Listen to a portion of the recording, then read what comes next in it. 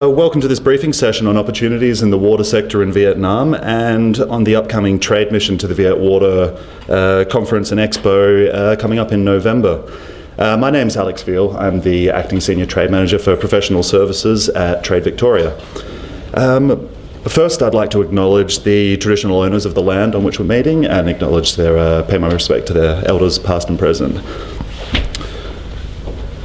So, I've engaged with a lot of you before, but for those who are new to this space and dealing with government, I'm here representing Trade Victoria, and we're the Victorian Government's trade promotion agency with a mandate to take Victorian products and services onto the global stage. The Victorian Government has a network of 22 trade and investment offices around the world, staffed with people with excellent networks across industry and fantastic local knowledge on market entry and opportunities. We're here to assist you in your efforts to reach global markets, and we welcome the opportunity to engage with you here in Melbourne on any number of our many trade missions abroad and directly at our offices as well. So please reach out and contact us if you have any interest in expanding into new markets or consolidating your presence. Victorian Government engagement with Southeast Asia is consistently growing. The high priority being given to this region is reflected by our forthcoming Southeast Asia trade and investment strategy, which is due to be launched next month. This will set a pathway for deeper commercial and cultural engagement with the region in coming years. However, the topic today is Vietnam, and specifically opportunities in the water sector. We're very proud to be supporting the Australian Water Association for the third year now in their annual mission to the Viet Water Conference and Expo. We're also extremely excited by the opportunities in the Vietnamese market, and we're pleased to see the strong partnerships and commercial outcomes that are emerging on the back of consistent engagement over the last years. Today, you'll hear from a range of speakers, and an ominous rumble as well.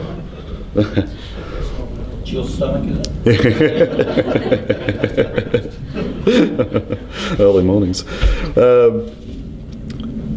So actually, a piece of housekeeping for anyone who has joined us via video conference, if I can urge you to mute your microphones, that will prevent some feedback from us, and be careful with your video feed as well, because if you speak out of turn, you may get put up on the big screen. We get a nice shot up your nose. So today you'll be hearing from a range of speakers who'll give you a broad view of the opportunities present in Vietnam, as well as pathways to engaging with these. This will include members of Victorian industry who are making great strides in Vietnam, and local Victorian water authorities who've formed highly productive partnerships with Vietnamese counterparts. And plus, video conferencing connection permitting and recent political events, we'll get a primer from Canberra on the Department of Foreign Affairs and Trade's aid-driven program, the Australian Water Partnership. And we'll hear from speakers on the ground in Vietnam, including Austrade, ANZ Bank, the Vietnam Climate Innovation Centre, and the Vietnam Water Supply and Sewerage Association. Now, I'll hand over to Paul Smith from the AWA for a deeper dive into the Viet Water Program and the AWA's broader program in Vietnam. That's all. Thanks, Alex, and thanks you to the Victorian Government for hosting us again for the Vietnam water sector opportunities. The Australian Water Association's international program objective is to essentially connect the Australian water technological innovations and expertise with opportunities internationally. We do this through a range of partners, typically the peak water associations in our partner countries, which span across 17 different countries. We have a particular focus on Asia, and the largest program we have is in Vietnam. I'd just like to ask Robbie, Anne and Mel from AWA to stand up briefly and point yourselves out. During the break, please come and have a chat with any of the AWA staff here today, or reach out to us after the event. Look, a particular thanks to the Victorian Government, not only for hosting us today, but for their ongoing support in our activities in Vietnam. But I also must acknowledge our other sponsors, the ANZ Bank, the Australian Government and the Australian Water Partnership. So, Why Vietnam? Aside from the Vietnamese people being amongst the most warm and welcoming and hospitable people on the planet, in my view, their economy is growing significantly. They are the second highest GDP growth in emerging markets and the only one with consistently positive export growth. There is an enormous growing middle income, and with this is coming a thirst for many things, including safe drinking water.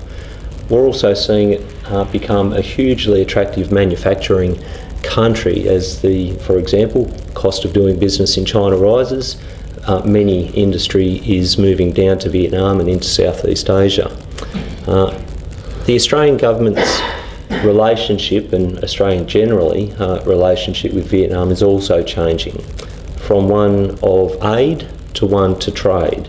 And the Australian government particularly is in that transition, and the role of the AWA is to essentially support the Australian government transition from a predominant relationship to a trade relationship, and we do that through a range of activities which I'll touch on today. Vietnam's water sector requires huge investment going forward, well beyond that of the government. Now, with the aid or donor agencies withdrawing, many have already, and those that haven't have an exit strategy. There is a huge interest in other forms of revenue, particularly from the private sector. So in recent years we've seen the central government come out with some very strong and ambitious targets to enable private sector participation in both capital, technological innovation and expertise. Decree 17 is but one example that essentially enables foreign investment and foreign participation across the economy, but particularly in water. Ease of doing business is rapidly improving in Vietnam, and according to the World Bank's Ease of Doing Business rankings, Vietnam jumped 17 places in the last year and now is ahead of countries such as Malaysia and the Philippines. There is also, in our view, a significant trust in Australian water technological innovation and expertise. And to point to one example, and for those of you that have been to Vietnam, you'll see large billboards promoting the brand Kangaroo, which is perhaps the largest water treatment technology manufacturer or provider in Vietnam. It's a Taiwanese-based company that with their logo, which is characteristically like that you'd see on the rear tail of a Qantas aeroplane. Look, the Australian Water Association has a range of partners, but three in particular I'll mention today who have had a long association with, and one is the Vietnam Water Supply and Sewerage Association, who are essentially AWA's counterpart in Vietnam, and I must acknowledge Anne, who is AWA's international coordinator. Her father is the chair of the South or the North East section of the Vietnam Water Supply and Sewerage Association, and also the chair and CEO of Quang Ninh Water Company, one of the largest water utilities in Vietnam. So our approach at AWA is to essentially leverage aid and facilitate trade outcomes. Our members domestically operate both in the aid and trade spectrum, and we at AWA facilitate on behalf of our members opportunities through Australian Government aid and our other partners, and promote the innovations and expertise through those aid activities and drive trade outcomes.